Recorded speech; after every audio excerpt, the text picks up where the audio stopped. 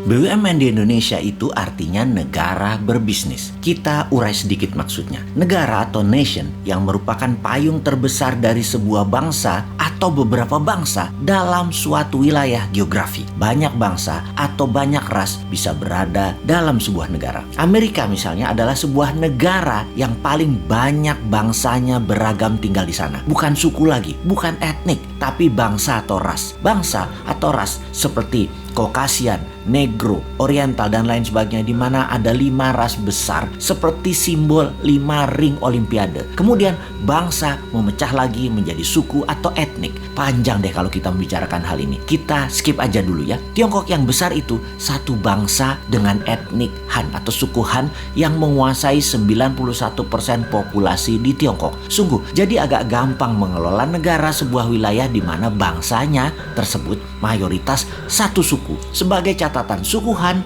merupakan suku terbesar di dunia. 19% dari penduduk dunia adalah suku Han dan 91% penduduk Tiongkok berasal dari suku ini. Setiap bangsa walaupun berbeda warna kulitnya, semua kita satu spesies humankind, yaitu Homo sapiens. Ada yang good, ada yang bad, ada yang baik, ada yang buruk. Jadi tidak bisa kita katakan ras tertentu baik, ras yang lainnya jelek. Kembali ke negara. Ketika sebuah penduduk di suatu wilayah membuat kesepakatan, membuat undang-undang dasar, membuat ADART deh kalau itu koperasi, memilih sistem bernegara, bisa presidensial, bisa parlementer, bisa monarki, lalu sistem pemerintahnya mengambil misalnya otoritarian, demokrasi, komunisme, sosialisme, apapun. Silakan. Selama isi satu negara tersebut setuju, maka negara itu berdiri dan menjalankan kehidupan bernegaranya. Di dalam bernegara ada Ipolek Sosbud Hankam, ideologi, politik, ekonomi, sosial, budaya, pertahanan, dan keamanan.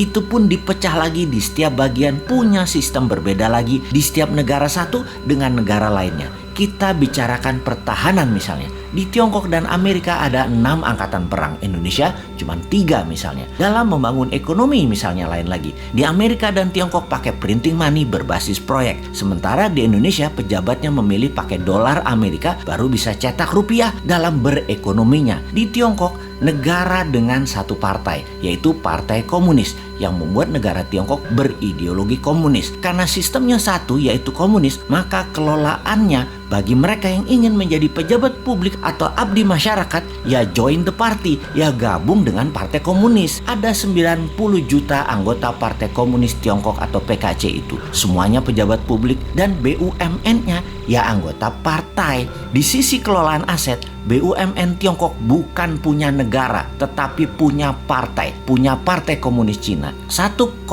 miliar warga Tiongkok dikelola oleh 90 juta anggota partai PKC, termasuk tentaranya. Tentara Tiongkok itu adalah toolnya partai. Di Amerika di sisi lain memiliki banyak partai politik, namun dalam 100 tahun belakangan hanya 2 partai besar, yaitu Partai Demokrat dan Partai Republik. Partai Demokrat berciri heavy on government atau semua sektor pemerintahan yang atur. Di Partai Republik heavy on private, apa-apa swasta kalau Partai Republik berkuasa. Jadi di Amerika tidak ada BUMN. Negara tidak berbisnis di Amerika. Amerika tuh negara swasta. Demokrat menang, banyak proyek pemerintah yang digarap tetap swasta. Di zaman Republik berkuasa, program pemerintah kecil namun swasta yang garap semua proyeknya. Kalau Tiongkok, negara Partai Komunis. Kalau Amerika, negara swasta. Kita ke Indonesia sekarang, negara yang sejak reformasi masih mencari bentuk. Dulu sangat presidensial. Parlemen terkenal dengan perkataan setuju, manut pemerintah. Sekarang dalam 15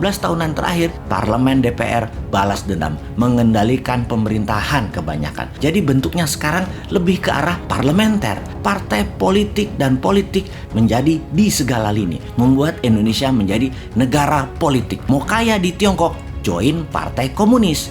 Mau kaya di Amerika, di swasta plus berbisnis dengan politikus. Mau kaya di Indonesia, berpolitik bersama partai politik, mainkan anggaran pemerintah dan kebijakan pemerintah. Gitu doang. Jadi mulai lihat bedanya. Mengingat sejarah sebentar, di pertengahan tahun 50-an, sekitar tahun 57, tahun 58, Partai Komunis Indonesia mengusulkan ke Pak Karno, presiden sewaktu itu, untuk menasionalisasi aset-aset milik Belanda, di mana aset tadi menjadi milik negara. Dan tidak heran ketika hal itu dijalankan, pejabatnya perusahaan Belanda yang dinasionalisasikan tersebut adalah orang-orang komunis Indonesia. Inilah yang membuat Partai Komunis Indonesia PKI memiliki pendanaan sehingga di tahun 60-an awal kekuatan mereka meningkat. Satu hal yang mereka minta kemudian yaitu petani dipersenjatai sebagai angkatan kelima, di mana kalau hal itu disetujui maka PKI punya semua, punya dana, punya BUMN, dan petani dipersenjatai. Mirip Partai Komunis Cina. Sehingga satu hal yang belum PKI dapat, mengambil pemerintahan negara Indonesia dan mengubahnya menjadi negara komunis. Singkat cerita, CIA Operation. PKI dikejar sampai ke dalam hutan, terjadi genosida besar-besaran. Itu luka sejarah panjang demi NKRI, demokrasi berdiri, membuat korban saudara sebangsa yang berideologi komunis musnah. Sekarang semua sudah tertutup peluang bagi PKI. PKI sudah selesai. Zaman bergeser. Dunia tanpa batas lagi.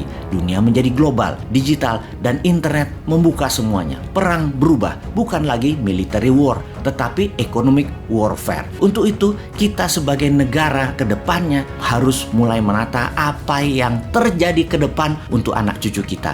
Masih cocokkah negara berbisnis? Apakah akan membuat negara menjadi single party country seperti PKC di Tiongkok atau di Meksiko? Apakah negara politik seperti Indonesia saat ini cocok untuk kedepannya, yaitu membuat Indonesia menjadi negara superpower? Kalau sahabat punya usulan, usulkan. Kalau sahabat suka dengan politik seperti saat ini, ya teruskan. Yang pasti, menurut kaum New Mind, apa yang sekarang ada tidak akan membuat Indonesia menjadi negara superpower. New Mind punya ide lain, tidak merubah undang-undang dasar, tidak merubah Pancasila, dan pastinya NKRI garis lurus. Dan pasti Indonesia bersama New Mind akan menjadi negara superpower. Gak seperti kaum Old Mind yang sekarang menjabat, di mana superpowernya yang dibuat adalah Tiongkok, negaranya penyuplai doang.